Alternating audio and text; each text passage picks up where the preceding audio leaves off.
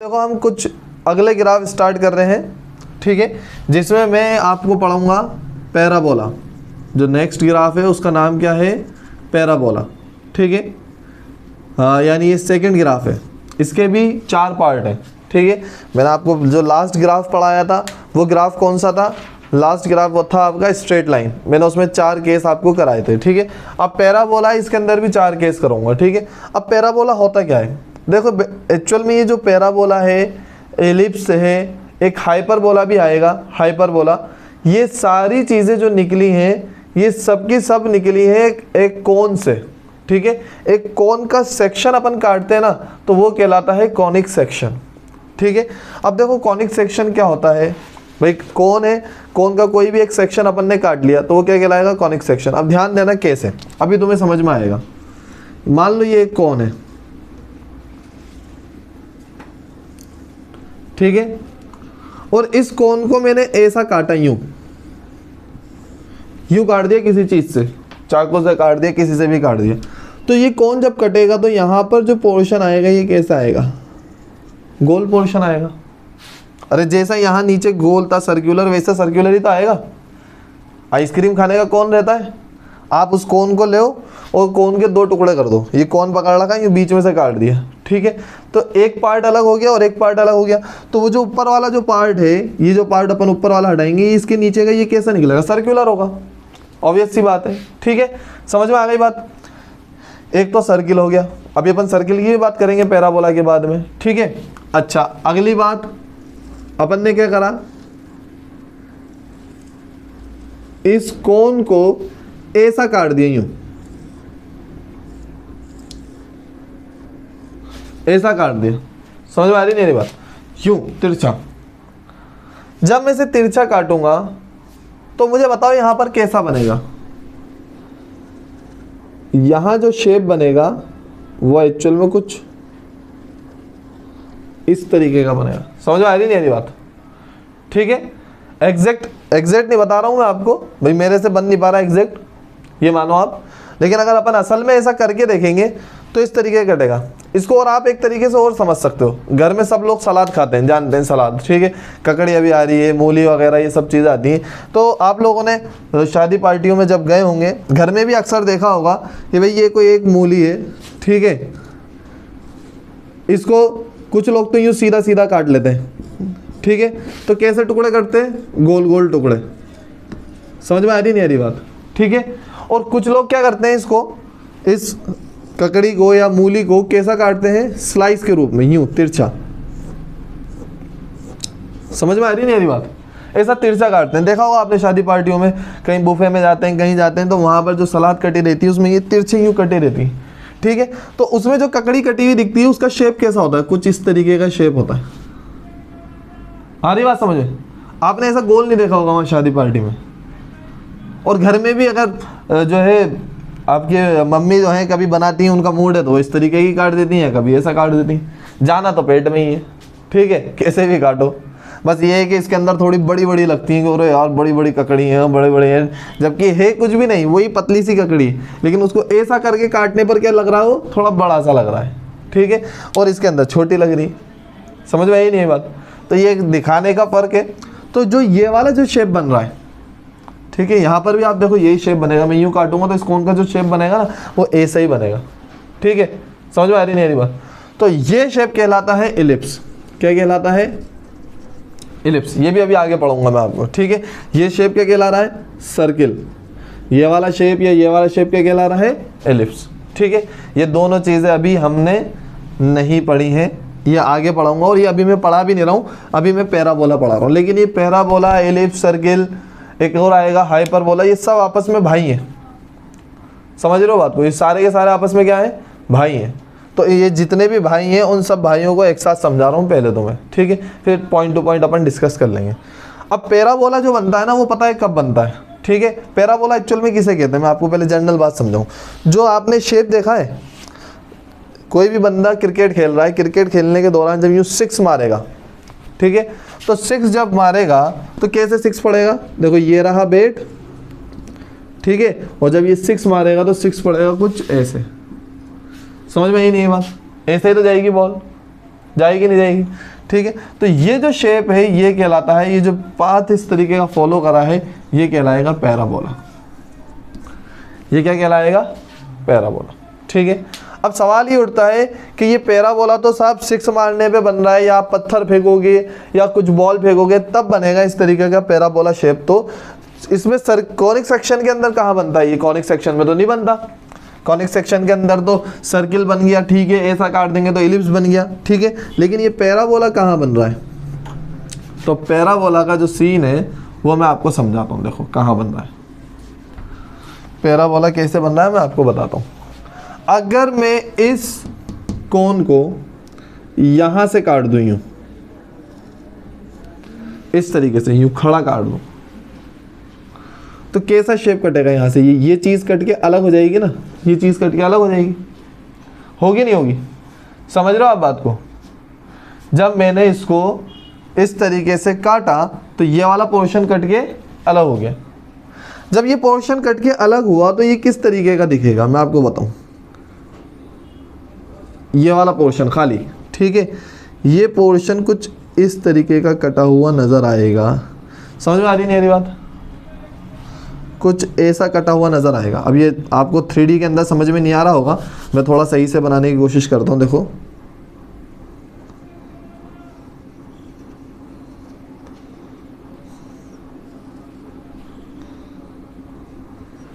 समझ में आई नहीं है बात समझ में आ रही नहीं आ रही? ये देखो ये वाला पोर्शन तो ये आ गया, ठीक है, ये गोलाई जो है ये गोलाई ये आ गई, लेकिन ये गोलाई कटने के साथ साथ जो अंदर से कटेगा वो कुछ ऐसा कटेगा। आप इसको ऐसा समझो, अगर इमेजिन नहीं भी कर पा रहे तो आप इसको ऐसा समझो कि आपके हाथ में कोन है, ठीक है, और आपने कोन को यूँ तोड़ा, आगे से यूँ ऐसे तोड़ लिया, ठीक है। जब आप उसे तोड़ोगे तो तोड़ने का कैसा शेप बनेगा? उसके ऊपर जो कोन है आपने हाथ में पकड़ रखा है, ये पूरा कोन था ऐसा, ठीक है। जब आप इसे तोड़ोगे तो यहाँ पर इतना इतना खा गए आप, ठीक है, तो ये ऐसा कुछ कटा हुआ दिखेगा ना यहाँ पर, नहीं है बात समझ में? ऐसा ही तो कुछ कटा हुआ होगा, इतना इतना आप खा गए हैं, तो इतना इतना। तो ये वाला जो शेप बन रहा है, ये जो शेप बन रहा है ये क्या बन रहा है? ये पैराबोला बन रहा है। समझ में आई नहीं बात? क्लियर है? ये वाला जो शेप बन रहा है ये क्या बन रहा है? पैराबोला, ठीक है। तो ये भी कॉनिक सेक्शन का पार्ट है, ठीक है। आप यहाँ साइड से काटो या इधर से काटो या सामने से काटो, जब काटोगे तो कैसा शेप बनेगा? पैराबोला, ठीक है। इसको और अच्छे से इमेजिन आप कर सकते हो। कोन का तो मैंने आपको बता ही दिया, लेकिन कोन के अलावा भी अपन पैराबोला शेप देख सकते हैं। वो कहाँ देखने को मिलेगा? मिसाल के तौर पे आपने एक सेब लिया, ठीक है, ध्यान से सुनना, सेब के 2 कर दिए, ठीक है। सेब के कितने टुकड़े कर दिए? 2। ये 2 करोगे तो सेब कुछ इस तरीके का हो जाएगा, हो गया। आपने यहाँ से इसे काट दिया। अब आप महसूस कर लिया होगा आपने कैसा दिखेगा। जब आपने सेब को यहाँ से काट दिया तो ये कैसा कटा हुआ दिखेगा? जब आप सेब की तरफ देखोगे ना तो सेब की तरफ देखने पर कुछ ऐसा यूँ गोल सा कटा हुआ दिखेगा आपको, और जो आपने टुकड़ा काटा है छोटा सा उस पर भी देखोगे तो यूँ गोल सा सफ़ेद टुकड़ा दिखेगा। समझ में आ रही नहीं आ रही बात? ठीक है, तो ये जो गोल सा शेप दिख रहा है ना, ये पैराबोला कहलाता है। समझ में आ गई बात? क्लियर है? सभी को क्लियर होगा, ठीक है। चलो, अब ये बनाने की ज़रूरत नहीं है, बस समझाना था। जिन लोगों के पास मैथमेटिक्स है उनके मैथमेटिक्स में ही आ जाएगा 11th में, ठीक है। जिन लोग के मैथमेटिक्स नहीं है उन लोगों को मैंने बता दिया, उनके इतना ही काम आएगा जितना मैं बता रहा हूँ, इससे ज़्यादा काम नहीं आएगा, ठीक है। तो ये बनाने की ज़रूरत नहीं है आपको। अब ध्यान दो, पैराबोला की मैंने बोला आपसे 4 फॉर्म है, 4 फॉर्म। तो पहली फॉर्म मैं आपको बता दूं, वाई स्क्वायर बराबर के एक्स। मैं चारों एक साथ ही बनाऊंगा छोटी छोटी करके, ठीक है। वाई स्क्वायर बराबर के एक्स, ठीक है। तो इसकी जो इक्वेशन बनेगी, सॉरी जो इसका ग्राफ बनेगा, इधर आएगा वाई और इधर आएगा एक्स, वो ग्राफ कुछ इस तरीके का बनेगा, ठीक है। फिर दूसरा ग्राफ बनाते हैं अपन, वाई स्क्वायर बराबर माइनस के एक्स। इसका जो ग्राफ बनेगा वो कुछ इस तरीके का बनेगा। समझ में आ रही नहीं आ रही बात? इधर की तरफ खुलेगा, ठीक है। फिर तीसरा ग्राफ देखते हैं हम। तीसरा ग्राफ आएगा एक्स स्क्वायर बराबर के वाई। तो इसका जो ग्राफ बनेगा वो कुछ इस तरीके का बनेगा।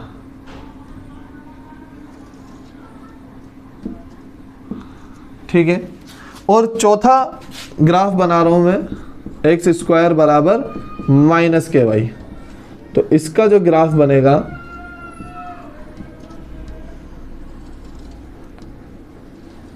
वो कुछ इस तरीके का बनेगा।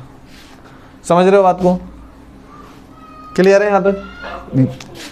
सॉरी, हाँ यहाँ के वाई आएगा, के वाई आएगा। ठीक है, समझ में आ गई बात? तो ये जो ग्राफ है ये बने कैसे, ये तो मैंने आपको बता दिया। मतलब ये शेप ईजाद कहाँ से हुआ, ये शेप निकला कहाँ से, ये तो मैं आपको बता चुका हूँ। ठीक है, लेकिन अब इस शेप की मैथमेटिकल इक्वेशन क्या होगी? जैसे मैंने कल आपको बताया था, हमने स्ट्रेट लाइन ग्राफ बनाया। ठीक है, गाड़ी के बारे में और उसके पैसे के बारे में। गाड़ी के लिए बनाया था कि कितना पेट्रोल खर्च होगा और कितने रुपए में कितने गाड़ी चल रही है, कितने डिस्टेंस किलोमीटर ट्रेवल कर रही है। ठीक है, उसकी इक्वेशन हमने कल एक बनाई थी, डिस्टेंस बराबर ट्वाइस ऑफ रुपीज़। ठीक है, ये इक्वेशन हमने कल बनाई थी। ठीक है, उसी तरीके से इन ग्राफ्स की जो मैथमेटिक्स में इक्वेशन बनाई गई वो ये इक्वेशंस बनी है। ठीक है, यदि कभी भी फिजिक्स में हमें आगे कहीं ना कहीं ये इक्वेशन या इस रूप की इक्वेशन बनी हुई दिखती है तो हम बिना कहे सुने कह देंगे कि ये किसकी इक्वेशन है? पैराबोला की। ठीक है, और वो इक्वेशन किसको फॉलो कर रही होगी? पैराबोला को फॉलो कर रही होगी। और अगर उसका ग्राफ बनाएंगे तो हम पैराबोला बनाएंगे। या कभी हमारे सामने पैराबोला बन के आता है तो हम उसकी इक्वेशन इस तरीके से साबित करेंगे। समझ में आ गई बात? ठीक है, जैसे कि मैं आपको एक बात और बताऊं, जैसा अभी मैंने वो 6 वाला एग्जांपल लिया था ना, कि यहाँ पर ये एक बैट है और एक बॉल मारी और ये 6 इस तरीके से गया। ठीक है, बताई थी मैंने आपको ये वाली बात। ठीक है, तो जो ये 6 वाली बात है, ये वाला जो मोशन है, इस तरीके का जो मोशन दिख रहा है ना, ये कहलाता है प्रोजेक्टाइल मोशन। आपको पढ़ाऊंगा मैं फिजिक्स के अंदर 4th चैप्टर में। ठीक है, प्रोजेक्टाइल मोशन। तो अब ये जो प्रोजेक्टाइल मोशन है, इसमें जो ये पाथ फॉलो हो रहा है, ये कैसा पाथ है? पैराबोला पाथ है। ठीक है, अब ये सवाल आता है और ये हमें भी साबित करके बताना होता है कि ठीक है ये बॉल यूँ जा रही है, लेकिन हम कैसे माने कि ये पैराबोला है? तो आपको इसकी इक्वेशन बनाना होती है, और वो इक्वेशन जो बनती है ना वो इस तरीके की बनती है, इस तरीके की, ये वाली इक्वेशन की तरह बनती है। क्योंकि देखो ये यूँ है ना उल्टा, ये भी तो उल्टा है। ठीक है, तो इस तरीके की इक्वेशन बनती है। तो फिर हम कहते हैं कि भैया देखो इक्वेशन भी जो बन रही है ना वो पैराबोला की इक्वेशन बन रही है। इसका मतलब ये क्या है? पैराबोला है। ठीक है, ये जो पाथ है ये कैसा पाथ फॉलो कर रहा है? पैराबोला पाथ फॉलो कर रहा है। ठीक है, समझ में आई नहीं आई बात? अब ये इक्वेशंस जो बनी है ये बनी तो मैथमेटिक्स है, लेकिन फिर भी अगर आपको इत्मीनान नहीं हो रहा तो आपको कुछ नहीं करना, आपको वही इक्वेशन याद रखना है कि x और y की वैल्यूज रख लो, 0 रख लो तो x 0 तो y भी 0, x 1 तो y कितना आ जाएगा बताओ? y आ जाएगा के अंडर रूट के। ठीक है, अच्छा k क्या है यहाँ पर? k कांस्टेंट है, कुछ भी संख्या हो सकती है, 1 2 3 4 5 कुछ भी हो सकता है k की जगह। ठीक है, समझ में आ रही नहीं आ रही बात? आप k के लिए भी कंफ्यूजन हो रहा होगा तो मैं यहाँ लिख देता हूँ k बराबर क्या है? कांस्टेंट। ठीक है, कांस्टेंट को शॉर्ट में ऐसे लिखता हूँ मैं। ठीक है, अच्छा चलो अब आप k की जगह x की जगह 2 रखो। जब 2 रखोगे तो कितना आएगा? 2 अंडर रूट के आएगा नहीं आएगा? अरे भाई y की वैल्यू आएगी। अब जब ये हमने ऐसे बना लिया, अब k की जगह चाहो तो आप 1 रख दो, k की जगह भी 1 रख दो। ठीक है, जब k की जगह 1 रखोगे तो यहाँ कितना आएगा? 1। यहाँ कितना आएगा? Under root 2। ठीक है, यहाँ कितना आएगा? जब 3 रखोगे x की जगह तो यहाँ आएगा अंडर रूट 3। अब जब आप इसका एक ग्राफ प्लॉट करोगे ना, ठीक है, यहाँ पर x और y के ऊपर जब आप प्लॉट करोगे, यहाँ पॉइंट डाल के ऐसे और यहाँ पर भी पॉइंट डाल के, तो जो पॉइंट्स जुड़कर आएंगे ना वो कुछ इस तरीके के जुड़ के आएंगे। समझ में आ रही नहीं आ रही बात? जो पॉइंट्स जुड़कर आएंगे वो कुछ इस तरीके के जुड़ के आएंगे, तो फिर हम कहेंगे कि ये ग्राफ कैसा है? पैराबोला। समझ में आ गई बात? ठीक है, क्लियर है?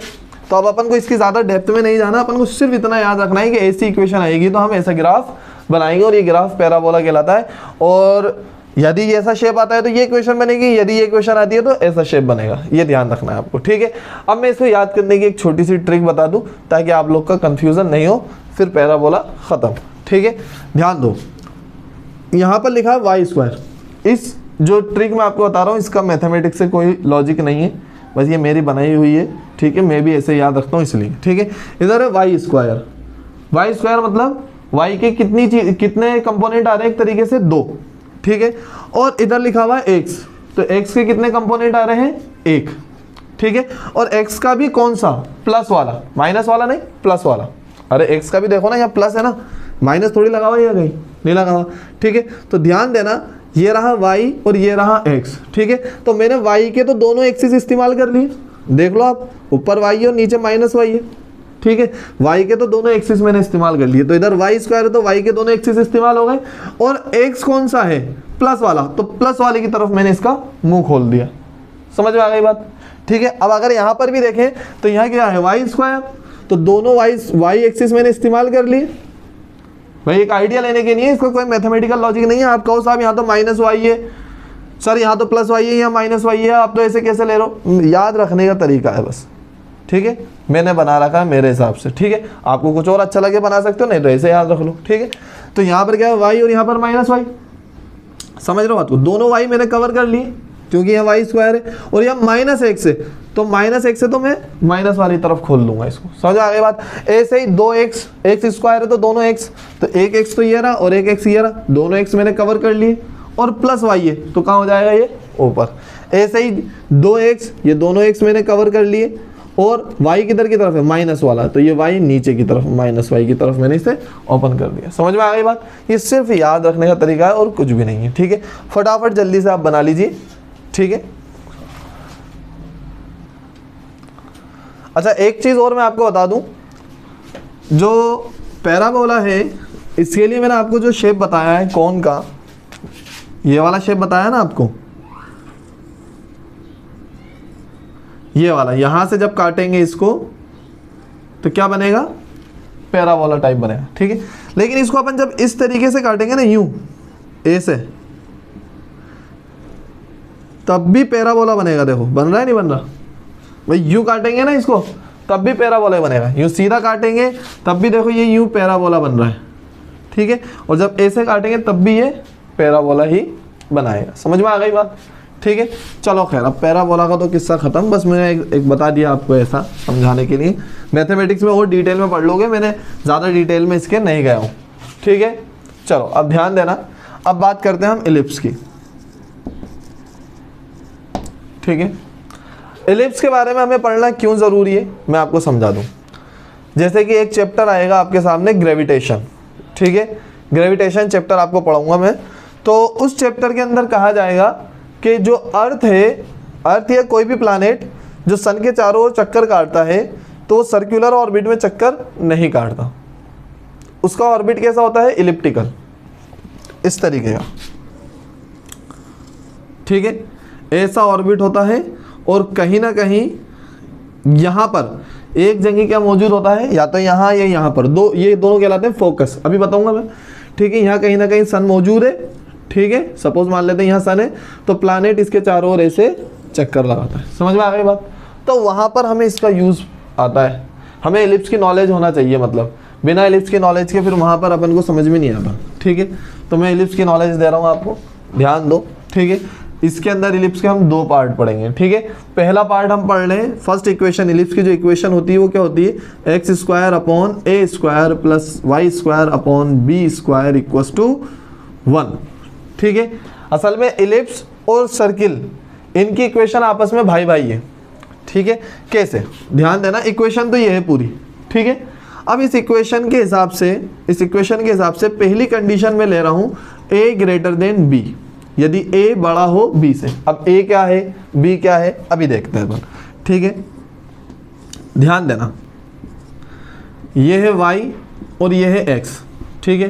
तो x एक्सिस के ऊपर तो क्या है a और y एक्सिस पे क्या है b, ठीक है।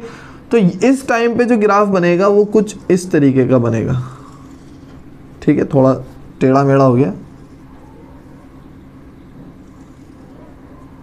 समझ में आ रही नहीं आ रही बात, ठीक है।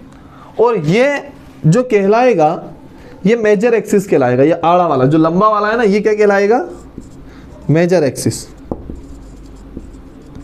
ठीक है। और ये जो खड़ा वाला है छोटा वाला, ये कहलाएगा आपका माइनर एक्सिस। समझ में आ गई बात, ठीक है। एक कहला रहा है मेजर एक्सिस, एक कहला रहा है माइनर एक्सिस। ठीक है, समझ में आ गई क्या बात? अब ध्यान दो, इसको अपन कहेंगे A, क्योंकि x के नीचे क्या है A, और इसको अपन कहेंगे B। तो ये जो आधा है, आधा, इसको अपन कहेंगे सेमी मेजर एक्सिस। भाई सेमी का मतलब आधा होता है, आप जानते हो। तो ये कहलाएगा सेमी मेजर एक्सिस, और ये B कहलाएगा सेमी माइनर एक्सिस। समझ में आ गई बात? जो पूरी है, ये पूरी की पूरी, ये तो कहलाएगी मेजर एक्सिस, ये पूरी की पूरी कहलाएगी माइनर एक्सिस। ठीक है, लेकिन ये पूरी की पूरी जो है असल में ये दुगनी है A की। ये आधा होता है A और ये क्या होता है आपका A। तो टोटल कितनी होती है यहाँ से यहाँ तक की लेंथ 2 है, और ये क्या है B, और ये नीचे वाला भी B होता है, तो यहाँ से यहाँ तक की लेंथ क्या होती है 2B। समझ में आ गई बात? ठीक है, अच्छा यहाँ तक तो ये बात क्लियर हो गई।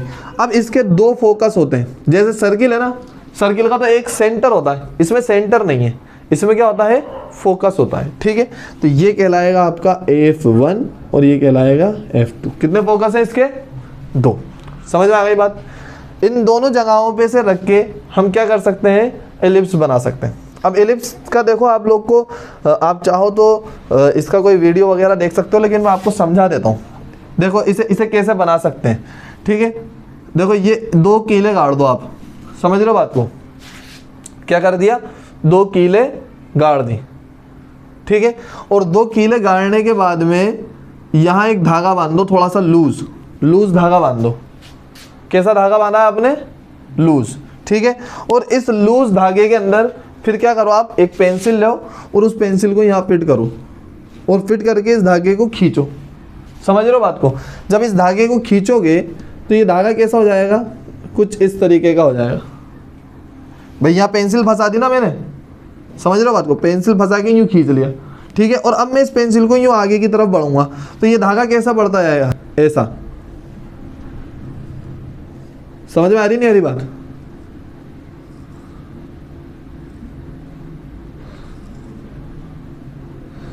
कुछ इस तरीके से ये धागा चेंज होता रहेगा।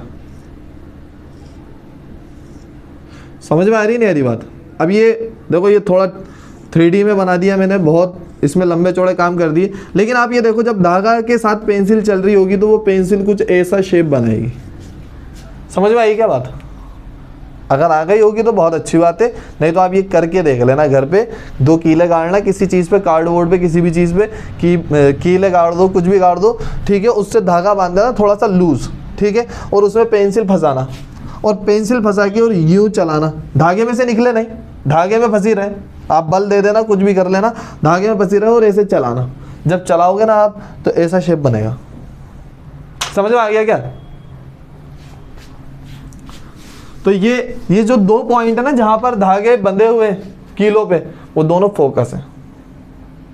समझ में आई नहीं बात? वो दोनों क्या है, फोकस। क्लियर है यहाँ तक? समझ में आ गई होगी बात। ठीक है, और इससे ज़्यादा अपन को नॉलेज नहीं चाहिए। ये इक्वेशन कहाँ से है, इसमें भी दिमाग नहीं लगाना अपन को। ठीक है, मैथमेटिक्स में ड्राइव होती है, अपन को ज़रूरत नहीं है। अपन को इक्वेशन याद रखना है, कभी ऐसी इक्वेशन सामने आएगी तो हम कह देंगे कि ये क्या है, एलिप्स है। ठीक है, चलो अब इसका दूसरा पार्ट देखो। जब a लेस देन क्या हो, b हो, जब a छोटा हो b से, तो इस टाइम पे जो ग्राफ बनेगा वो कैसा बनेगा? इस टाइम पे ग्राफ कुछ ऐसा बनेगा। समझ में आ गई बात? देखो ना, b बड़ी कर दी मैंने, तो ये रहा b बड़ा हो गया और a छोटा हो गया। समझ में आ गई बात? b बड़ा हो गया और a छोटा हो गया। और अब फोकस इस पे आ जाएंगे, F1 F2। समझ में आ गई बात? इक्वेशन अभी भी यही रहेगी। x के नीचे a है तो a x एक्सिस पर आएगा, y के नीचे b है तो b y एक्सिस पर ही आएगा। ठीक है, अब थर्ड केस देखते हैं अपन। तो थर्ड केस में a बराबर क्या हो गया, b। यदि थर्ड में अपन ने a बराबर b कर दिया तो अब बताओ क्या बनेगा? जब a बराबर b कर दूंगा, ये और ये आपस में बराबर हो गए, तो पता है क्या होगा? अब बन जाएगा सर्किल। ठीक है, और जो ये दोनों फोकस थे ना, ये दोनों फोकस क्या हो जाएंगे, ओवरलैप हो जाएंगे। समझ आ गई बात? और दोनों फोकस ओवरलैप होकर क्या बन जाएगा, सेंटर। ठीक है, और इस टाइम पर ये भी A हो जाएगा और ये भी A हो जाएगा। समझ में आ गई बात? क्लियर है? ठीक है। अच्छा इस टाइम पे इक्वेशन क्या बन जाएगी, देखो मैं लिखूंगा x square upon a square plus y square upon b की जगह भी क्या लिख दूंगा, ए स्क्वायर बराबर 1। अरे भाई बी की जगह भी क्या लिख दूंगा, ए स्क्वायर। तो आप यहाँ एलसीएम लो, एलसीएम लेके इसको क्रॉस मल्टीप्लाई कर दोगे तो आपके पास आएगा x square plus y square बराबर ए स्क्वायर। तो ये सर्किल की इक्वेशन होती है। समझ आ गई बात। तो सर्किल भी एक तरीके से एलिप्स का ही भाई है। क्लियर, मेरे ख्याल से सभी को समझ में आ गया होगा। फटाफट लिखो। देखो अब हम नेक्स्ट ग्राफ स्टार्ट कर रहे हैं। ठीक है, पैराबोला हो गया, एलिप्स हो गया, सर्किल हो गया। ठीक है, अब चौथा ग्राफ है inversely proportional graph. Inversely proportional graph, आपने इन्वर्सली प्रोपोर्शनल ग्राफ तो पढ़ा था। प्रोपोर्शनल ग्राफ में मैंने आपको क्या बात बताई थी कि एक चीज़ बढ़ेगी तो दूसरी चीज़ भी बढ़ेगी। ठीक है, एक चीज़ बढ़ रही है दूसरी चीज़ भी बढ़ रही है, एक चीज़ घट रही है तो दूसरी भी घट रही है। इन्वर्सली प्रोपोर्शनल में उल्टा होता है। उल्टा से मतलब एक चीज़ बढ़ेगी तो दूसरी चीज़ घटेगी, या दूसरी बढ़ेगी तो पहली चीज़ घटेगी। इन्वर्सली प्रोपोर्शनल होता है। ठीक है, अब इसका ग्राफ जो बनता है, इसकी पहले तो इक्वेशन देखो। तो इसकी इक्वेशन होती है एक्स वाई इक्वल्स टू सी। सी क्या है यहाँ पर, कोई भी कांस्टेंट वैल्यू हो सकती है। कांस्टेंट मतलब समझते हो ना, फिक्स वैल्यू। कांस्टेंट मतलब फिक्स वैल्यू, कुछ भी 1 2 3 4 5 कुछ भी हो सकता है, एक्स वाई जेड। ठीक है, अब यहाँ पर आ गया एक्स आ गया और यहाँ पर वाई आ गया। तो एक्स का मतलब क्या है, एक्स एक्सिस, वाई का मतलब है वाई एक्सिस। ठीक है, तो एक्स बराबर इक्वेशन क्या बनेगी, सी बाय वाई, या फिर y बराबर सी बाय एक्स। अरे भाई मैं x को नीचे, y को नीचे ले आया तो ये इक्वेशन बन गई, और x को नीचे ले आया तो ये इक्वेशन बन गई। ठीक है, तो ये जो कॉम्बिनेशन है ना कि यहाँ पर वैल्यू और यहाँ वैल्यू, ये इन्वर्सली प्रोपोर्शनल कॉम्बिनेशन कहलाता है। जैसा कि आपने 10th में पढ़ा हुआ कि रेजिस्टेंस के अंदर, रेजिस्टेंस से पढ़ा हुआ कि रेजिस्टेंस प्रोपोर्शनल होता है लेंथ के। ठीक है, लेंथ बढ़ेगी तो रेजिस्टेंस बढ़ेगा, लेंथ घटेगी तो रेजिस्टेंस घटेगा। समझ में आ गई बात। दूसरा रिलेशन है आर इन्वर्सली प्रोपोर्शनल टू ए। ये चीज़ आपने पढ़ी होगी 10th में। तो एरिया बढ़ रहा था तो रेजिस्टेंस घट रहा था, और एरिया घट रहा था तो रेजिस्टेंस बढ़ रहा था। ये चीज़ आपने 10th में सीखी होगी। ठीक है, तो आप देखो ये और ये जब आमने सामने होगा रिलेशन कैसा होगा, प्रोपोर्शनल। और जब इन्वर्स हो रहा है, उल्टा हो रहा है, इन्वर्स का मतलब समझते हो ना, रेसिप्रोकल। ठीक है, यहाँ रेसिप्रोकल हो रहा है तो ये क्या हो गया आपका, इन्वर्सली प्रोपोर्शनल। ठीक है, इसमें एक चीज़ बढ़ती है तो एक चीज़ घटती है। ठीक है, इस चीज़ को तुम चाहो तो फील भी कर सकते हो। कैसे फील कर सकते हो, वही न्यूमेरिकल वैल्यूज़ डालो और काम खत्म हो जाएगा। ठीक है, मिसाल के तौर पे अगर मैं ये वाली इक्वेशन फॉलो करूँ तो y और x, तो x 0 रखा तो y कितना होगा, इनफाइनाइट। ठीक है, आप c को मान लो, सपोज मैं जो इक्वेशन मान रहा हूँ, सपोज मान लेते हैं अपन 2/x मान लेते हैं। ठीक है, समझ रहे हो बात को। तो जब y मैंने 0 रखा, सॉरी x मैंने 0 रखा तो y कितना आया, इनफाइनाइट। जब x को 1 रखूँगा तो y कितना आएगा, 2। जब x को 2 रखूँगा तो y कितना आएगा, 1। जब x को 3 रखूँगा तो y कितना आएगा, 2/3 यानी 0.66। ठीक है, फिर जब x को 4 रखूँगा तो y कितना आएगा, 0.5। समझ रहे हो बात को। तो आप देखो कि x की वैल्यू लगातार बड़ी होती जा रही है, 0 1 2 3 4 बढ़ रही, और y की वैल्यू लगातार छोटी होती जा रही है। देखो x की वैल्यू तो लगातार बढ़ रही है और y की वैल्यू छोटी हो रही है। सबसे पहले इनफाइनाइट थी बहुत ज़्यादा, फिर 2 हो गई, फिर 1 हो गई, फिर 0.6, फिर 0.5। समझ में आ रही नहीं आ रही बात। तो लगातार वैल्यू क्या होती जा रही है, घटती जा रही है। ठीक है, जब x की बढ़ा रहा हूँ तो y की घट रही है। समझ में आ गई बात, क्लियर है। तो इसका जो ग्राफ बनता है वो ग्राफ किस प्रकार बनता है, देखो इसका जो ग्राफ होगा, इसका ग्राफ जो बनता है वो कुछ ऐसा बनता है। यहाँ आएगा y, यहाँ आएगा x, और जो ग्राफ होगा वो कुछ इस तरीके का होता है इसका। समझ में आ गई बात। ठीक है, ये सीधा नहीं है, यहाँ पर ये टेढ़ा जा रहा है, यहाँ से ये यूँ सीधा नहीं हो रहा ये। ठीक है, अब कैसे पता लगा कि ये सीधा है उल्टा है, देखो ध्यान दो, ये रही वैल्यू। ठीक है, यहाँ पर y की वैल्यू देखो ये, और x की वैल्यू देखो आप। तो इस पॉइंट पर a नाम देता हूँ, इस a पॉइंट पर x की वैल्यू तो इतनी सी होगी और y की वैल्यू इतनी बड़ी होगी। तो दिख रहा है आपको, जब x छोटा है तो y बड़ा है। ठीक है, समझ में आ गई बात। आप चाहो तो इसे x1 और y1 नाम दे दो, ठीक है। और आप अब ग्राफ में ये वाला पॉइंट चूज करो, ठीक है। तो आप देखो यहां पर, देखो यहाँ x की वैल्यू कितनी बड़ी हो गई, इतनी हो गई x2, और y की वैल्यू कितनी सी हो गई, इतनी सी y2। समझ में आ रही नहीं आ रही बात।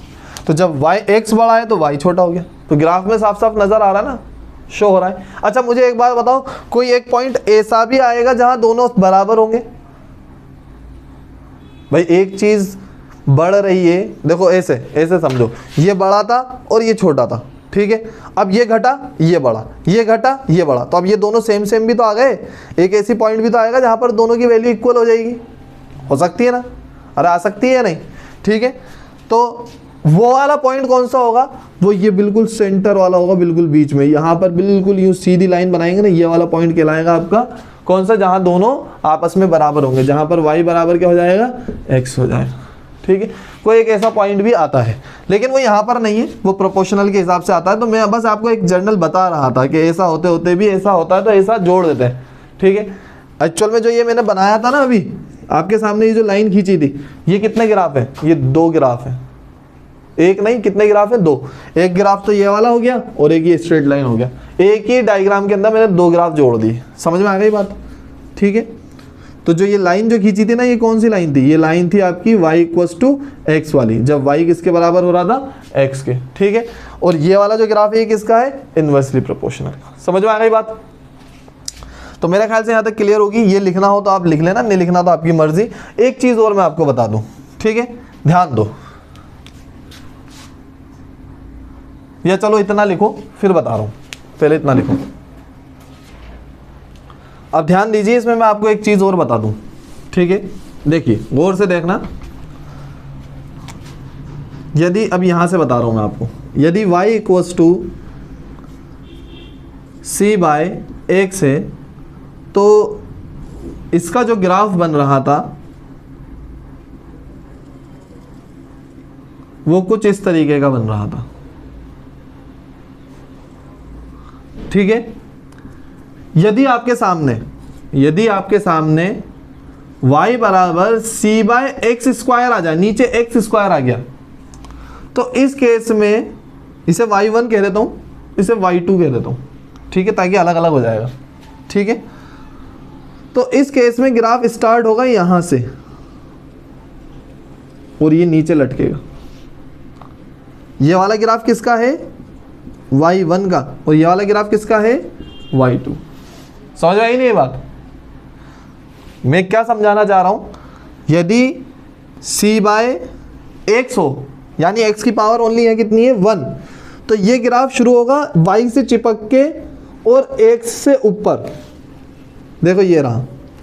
यार मैं दूसरे कलर का पेन इस्तेमाल कर लूं, लेकिन आपको तो वीडियो में भी वो दूसरे कलर का पेन सेम ही दिखेगा, काला ही दिखेगा। कोई बात नहीं, मैं डैश लाइन बना देता हूं, डैश लाइन बना देता हूं। तो y1 का जो ग्राफ है वो कितना चिपक रहा है? y की तरफ और x से ऊपर है। जब y2 वाला होगा, y2 के अंदर c/x² आ रहा है, नीचे क्या आ रहा है? x²। तो ये ग्राफ y से तो दूर होगा, मैं डैश लाइन से बना रहा हूं देखो, और x से चिपका हुआ होगा, क्योंकि अभी x की पावर क्या हो गई? बढ़ गई। समझ में आ गई बात? यदि y3 बराबर c/x³ हो गया, तो अब क्या होगा? x के और चिपकेगा और y से और दूर हो जाएगा, ठीक है। समझ रहे हो बात को? ये और यहां से यूं स्टार्ट होगा। समझ में आ रही नहीं आ रही बात? तो ये वाला डैश वाला किसका है? y2 का, ये वाला y2 का है, और ये है y3 का। समझ में आ गई बात? कुछ इस तरीके का बनेगा। मैंने एक आइडिया दिया है आपको, समझ रहे हो बात को? ये सब ये इस चीज़ का क्या है? सिर्फ सिंपल आइडिया दिया है मैंने। बाकी तो आप लोग जो है जब क्वेश्चंस आएंगे तो बनाएंगे। ये मैंने एक ही ग्राफ के अंदर, एक ही ग्राफ में कितने ग्राफ मिक्स कर दिए? 3, c/x का, c/x² का और c/x³ का। समझ रहे हो बात को? 3 ग्राफ मिक्स हुए हैं यहाँ पर, ठीक है। जल्दी से ये वाली चीज़ लिख लो। अब मैं आपको एक लास्ट ग्राफ बनवा रहा हूँ, ठीक है। लिख लिया होगा आप लोगों ने ये।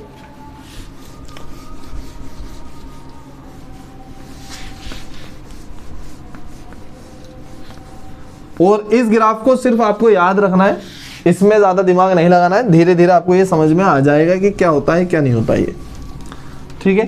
धीरे धीरे ये ग्राफ आपको समझ में आ जाएगा। लास्ट ग्राफ है y इक्वल्स टू 5वां ग्राफ e की पावर माइनस kx, ठीक है। e क्या है यहाँ पर, एंटी लॉग कहलाता है, दिमाग नहीं लगाना है इसमें क्या होता है एंटी लॉग क्या नहीं होता है, आगे बताएंगे। k कोई कांस्टेंट है और x x एक्सिस है। तो इस टाइम पे जो ग्राफ बनेगा ये रटना है, मैं साफ लफ्जों में कह रहा हूँ, इसे आपको रटना है। इसमें ग्राफ इस तरीके का बनेगा, यहाँ y से बिल्कुल सटा रहेगा, ये बिल्कुल चिपक जाएगा, इन्वर्सली प्रोपोर्शनल की तरह, लेकिन बिल्कुल y से चिपका हुआ है और x के साथ का जा रहा है यहाँ आगे इनफाइनाइट तक जा रहा है। समझ में आ गई बात, ठीक है। तो आपको ये वाला ग्राफ बना लो, याद रखना है, इसमें ज़्यादा दिमाग नहीं लगाना है, ठीक है। जल्दी से लिख लो।